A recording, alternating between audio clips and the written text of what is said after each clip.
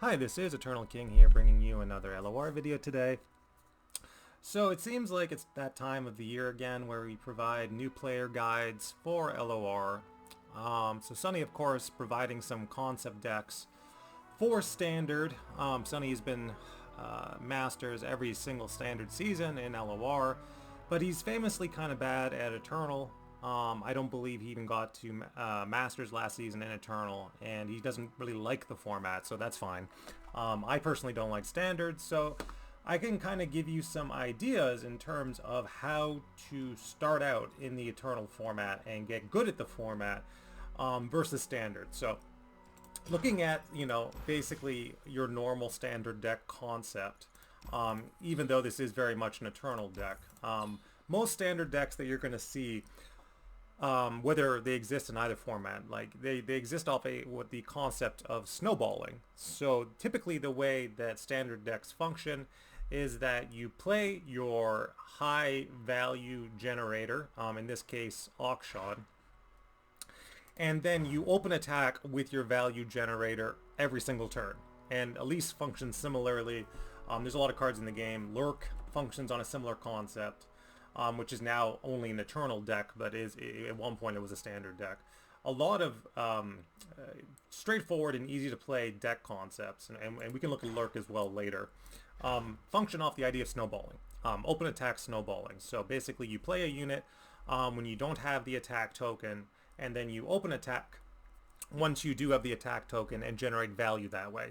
And you continue to do that every single turn that you can, essentially snowballing out your value, forcing your opponent to take unfavorable blocks. So in that sense, Eddie is very, very good for beginner players. So Auction Eddie is, quite a good deck because it snowballs exceptionally well. It snowballs first off the Auction, and then it snowballs off of 6-drop value later in the game. Looking at something like Lurk,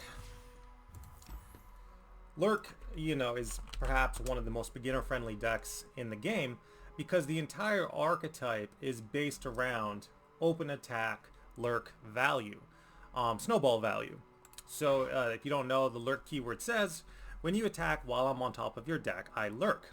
Now, because every card in your deck is going to be a Lurk card, you can just ignore that part, and just says that when you attack, you get 1+ to all of your Lurk allies everywhere, max once per round. So the idea being that every time you have the attack token, you attack with your Lurk units, and then your Lurk units get bigger. And then the champions in your deck say that they level up when you attack with a certain power threshold, which you get by snowball open attacks. It's a very straightforward concept that I would recommend to any new Eternal player, because again, this has been rotated out of Standard.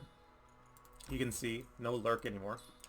I would highly recommend Lurk as a deck concept for new players in Eternal, because it's basically a Standard deck that was so powerful that it got rotated out of the format. Even things like Snapjaw Swarm being essentially a free rally attack to turbo level up the archetype is very, very good. So that's probably my first recommendation as a new Eternal player is play Lurk.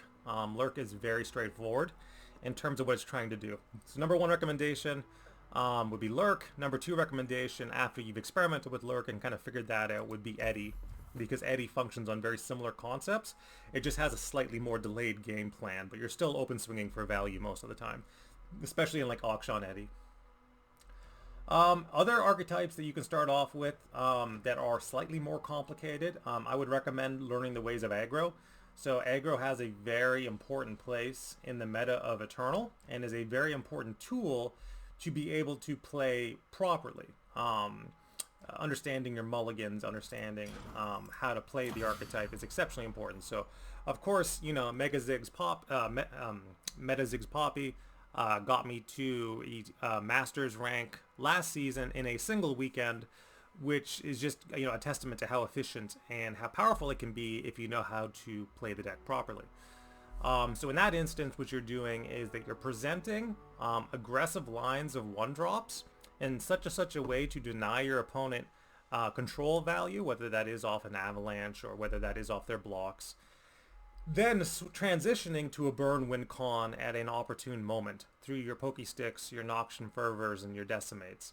and and your demolitionist as well. And the good aggro player will know exactly when that transition needs to take place, and also sometimes when to play this deck a little slower for value, because there is some value generation with Vandal City Mayor, and even slow rolling like a Poppy and not attacking with your 1-drops to give the opponent free blocks can be quite powerful as well. So again, aggro is actually, there's a lot of decision making there in terms of how to play aggro efficiently.